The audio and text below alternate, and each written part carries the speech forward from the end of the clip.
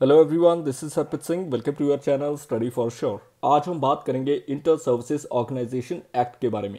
Recently आपने देखा होगा कि थिएटर कमांड्स का हम जिक्र करते हैं। थिएटर कमांड एक ऐसी कमांड होती है जहां पर आर्मी, नेवी, एयरफोर्स तीनों एक रूफ के अंडर आती हैं।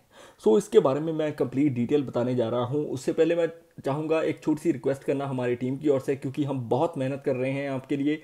प्लीज़ हमें सब्सक्राइब, लाइक, शेयर और कमेंट ज़रूर करें ताकि हम अपने चैनल को कैसे आगे बढ़ाएं। अभी के लिए इंटर सर्विसेज ऑर्गेनाइजेशन एक्ट जो था वो डिफेंस मिनिस्ट्री ने नोटिफाई कर दिया है। और आई वॉज शॉक्ड कि ये जो एक्ट था ये 2023 में लाया गया था। और ये देखो कि इसको 2023 में ही प्रेसिडेंशियल एसेंट मिल गया था। और उसके बाद हमने अभी इलेक्शन से जस्ट पहले ही इसके बारे में नोटिफाई क्यों किया, I don't know that. But the fact is कि आर्मी, नेवी और एयरफोर्स के लिए समझो कि एक पर्टिकुलर कंबाइंड जगह बन चुकी है, एक थिएटर कमांड जैसे, जो कि काम करेगी इनके रिगार्डिंग जो केसेस होंगे उस पर ध्यान देगी। कुछ किसी तरह का कोई भी केस चलता है, कोई जैसे मल्टीपल प्रोसीडिंग्स होती हैं हर आर्मी में भी, नेवी में भी, इंडियन एयरफोर्स में भी। सो इन चीज़ों को अवॉइड करने के लिए एक्सपीडिशियस का मतलब होता है फास्ट और समझो कि फ्लुएंट मैनर में इस चीज़ को आगे लेकर चलना। सो केसेस का डिस्पोजल जो है वो होने लग जाएगा, राइट। अभी के लिए आपको समझना होगा ये जो एक्ट है ये एम्पावर करेगा हेड्स को जो कि आईएसओ से रिलेटेड होंगे। आईएसओ का मतलब जैसा कि मैं बता चुका हूँ, इंटर सर्विसेज ऑर्गेनाइजेशन, जो कि कमांड, कंट्रोल, डिसिप्लिन पर काम करती है। और यूनिफाइड थिएटर कमांड हमें अभी मिल चुकी है। मई 10 को इस चीज़ का समझो कि एनफोर्स कर दिया जाएगा विद इफेक्ट फ्रॉम, राइट। मई 10 से ये चीज़ लागू हो जाएगी और ये बोल्स्टर करेगी, स्ट्रेंथन करेगी इफेक्टिव कमांड्स को, कंट्रोल कैसे करना है, या फिर तीनों कमांड्स को कंबाइंडली एफिशिएंट वे में कैसे यूज़ करना है। सो इस चीज़ के बारे में स्टेट्समैन जैसे हो गया या फिर वेरियस न्यूज़ आउटलेट्स हैं, उन्होंने भी इस चीज़ का जिक्र किया है। और देखो, इंटेग्रेटेड इंफ्रास्ट्रक्चर होना बहुत ज़रूरी है आज के युग में। जो ट्रेंडिंग मिलिट्री ऑर्गेनाइजेशंस हैं जैसे कि यूएसए के पास भी है या फिर चाइना के पास भी है, उनके पास भी ये कंबाइंड फोर्सेस हैं, राइट। मैं बोल रहा हूँ यूनिफाइड थिएटर कमांड की।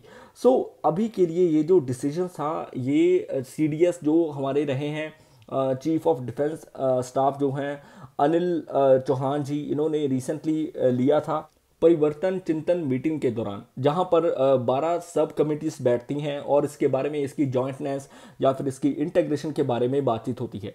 देखो, अभी के लिए ये मुद्दा नया नहीं है, 2019 से ही हम इसके पीछे लगे हुए हैं, क्योंकि हम चाहते थे कि जैसे सीडीएस की पोस्ट क्रिएट की गई वैसे ही एक स्ट्रेटेजिकली समझो कि कंबाइंड एक वन रूफ के अंडर यूनिफाइड थिएटर कमांड भी होनी चाहिए। 3 सर्विसेज का कोऑर्डिनेशन इसमें काफ़ी बेहतरीन रहने वाला है, आर्मी का, नेवी का, एयरफोर्स का। और देखो, डिफेंस मिनिस्ट्री का स्टांस भी काफ़ी मजबूत है इसके रिगार्डिंग।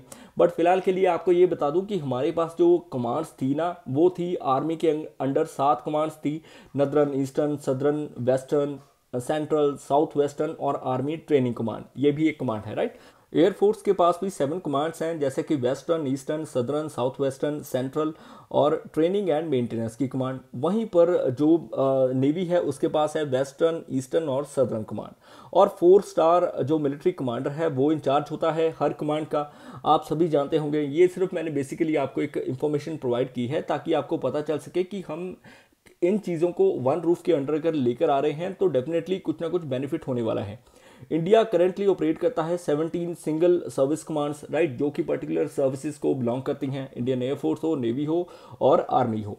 और ये इंडिपेंडेंटली ऑपरेट करती हैं, बट इसमें कई तरह की इनएफिशिएंसीज थी जिसको कि एड्रेस करने वाली है ISO act. ISO inter services organization act, ये मिलिट्री ऑपरेशंस के दौरान काफ़ी काम में आएगा। फ्रेमवर्क को डिज़ाइन करेगा या फिर various capability disposal of cases जो कि फ्लुएंट वे में या फिर बहुत ही एक्सपीडिशियसली किए जाएंगे।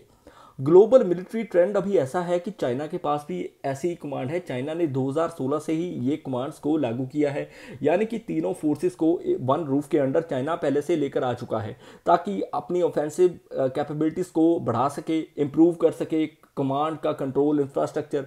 वैसे भी चाइना का एरिया भी काफ़ी बड़ा है, so one region to another region उनका टाइम जोन भी अलग पड़ता है, so various things, right. So हमारी भी देखो पॉपुलेशन जैसी है, सो उस हिसाब से हमें काम करना होगा। डिफेंस मिनिस्ट्री का स्टांस इस प्रकार है कि ग्लोबल सिक्योरिटी सिनारियो को देखते हुए ये आर्म्ड फोर्सेस को एक पावर प्रोवाइड कर रहा है, पर्टिकुलर स्ट्रक्चरल स्ट्रेंथ देगा। और देखो यही नहीं, आने वाले समय में किसी तरह के कोई भी मिसडिमिनर्स जैसे होते हैं, some kind of wrong doings और done by some army officers, अगर किसी तरह का कोई आर्म्ड पर्सनल किसी तरह के केस में इन्वॉल्व है तो उसे काफ़ी चक्कर काटने पड़ते हैं। देखो इससे पब्लिक मनी का भी जो है वेस्ट होता है, राइट। सो उसकी जो जॉब है वो भी पर्टिकुलर ढंग से वो नहीं कर पाता। सो इन चीज़ों को ध्यान में रखते हुए इंटेग्रेशन और जॉइंटनेस का फीचर जो है वो इसमें इंक्लूड किया गया। सो इसी बेसिस को आधार मानते हुए इंटर सर्विसेज ऑर्गेनाइजेशन का निर्माण किया जाता है और 2023 में इसको प्रेसिडेंट ऑफ इंडिया के द्वारा एसएन मिल जाती है। अभी के लिए कमांडर इन चीफ जैसे कि जनरल ऑफिसर होता है, फ्लैग ऑफिसर या फिर एयर ऑफिसर, ये समझो कि कमांडर इन चीफ और ऑफिसर इन कमांड इस पोस्ट के लिए अप्लाई कर सकता है जो कि होल्ड करेगी इंटर सर्विसेज ऑर्गेनाइजेशन को, राइट। और देखो चीफ ऑफ डिफेंस स्टाफ जो हमारे थे पहले, उनका ये एक समझो कि व्यू पॉइंट था कि आने वाले समय में इंडिया के पास ये कमांड्स होनी बहुत ज़रूरी है, क्योंकि देखो ग्लोबल मिलिट्री ट्रेंड को देखते हुए जैसे कि कई कंट्रीज़ के पास हैं ये कमांड्स, राइट।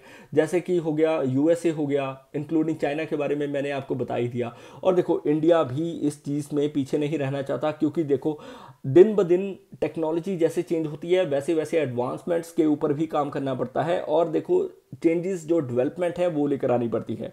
रीज़न ये है कि आर्मी में अगर आप देखोगे ना तो job is not that easy. 11.9 lakh के करीब सोल्जर्स हैं जिसमें 42,000 से ऊपर ऑफिसर्स होते हैं। वहीं पर इंडियन आर्म्ड जो एयरफोर्स है, सॉरी, उसमें 12,000 से ऊपर ऑफिसर्स हैं, 1.3 लाख के करीब एयरमैन हैं। नेवी में 10,000 से ऊपर ऑफिसर्स हैं, 57,000 से ऊपर सेलर्स हैं। सो सुसाइड के केसेस भी काफ़ी बढ़ चुके हैं, जैसे कि आर्मी में 895 के करीब 2010 से 2019 में अगर देखें, एयरफोर्स में अगर देखें तो 185 के करीब, वहीं पर नेवी में देखें तो 32 के करीब। द रीज़न बीइंग स्ट्रेस होती है, स्ट्रेन होती है, उनको अपनी फैमिली छोड़ना पड़ता है, फैमिली से दूर रहना पड़ता है और देखो उनको लीव नहीं मिल पाती, वेलफेयर प्रॉब्लम्स का लैक, सो वेरियस चीज़ें, जो पुअर लीडरशिप है वो भी। इस चीज़ को मद्देनज़र रखते हुए ना कुछ स्टेप्स लिए हैं जो हमारी गवर्नमेंट ने, जैसे कि उनको better quality of merit accommodation provide की जाए या वेरियस अदर चीज़ें। और देखो ग्लोबल फायर पावर इंडेक्स अगर 2023 की बात करूं तो टॉप की जो कंट्रीज़ हैं जो कि आर्म्ड में सबसे आगे हैं, जहाँ जिनके पास मिलिट्री स्ट्रेंथ काफ़ी ज़बरदस्त है, वो उसमें डेफिनेटली यूएसए टॉप पर है, सुपर पावर। और उसके बाद रशिया आता है, फिर चाइना और फोर्थ नंबर पर इंडिया। इंडिया ने चौथे नंबर का स्थान काफ़ी देर से बनाया हुआ है। द रीज़न बीइंग क्योंकि हम इंपोर्ट भी काफ़ी करते हैं और हम चाहते हैं कि एक्सपोर्ट भी हो, बट एक्सपोर्ट के मामले में इंडिया बहुत कम है। Right now importer India is the biggest importer. पिछले 10 साल में अगर देखोगे तो 9.8% के करीब हमने यहाँ पे इंपोर्ट किए हैं और पाकिस्तान, यूक्रेन या वेरियस अदर कंट्री से सबसे आगे हैं हम। वहीं पर आम एक्सपोर्टर की अगर बात करें तो वो यूएस सबसे आगे है, उसके बाद फ्रांस, फिर रशिया, फिर China, Germany. Make in India के तहत हमें कुछ ऐसे स्टांस लेने होंगे ताकि हमारा डिफेंस एक्सपोर्ट भी बढ़ सके। ये था आज का आर्टिकल। आई होप आपको पसंद आया होगा। किसी प्रकार की भूल होगी हो तो हमेशा मैं चाहूँगा प्लीज़ हमें subscribe, like, share and please comments जरूर करें। May you have a successful day ahead. जय हिंद।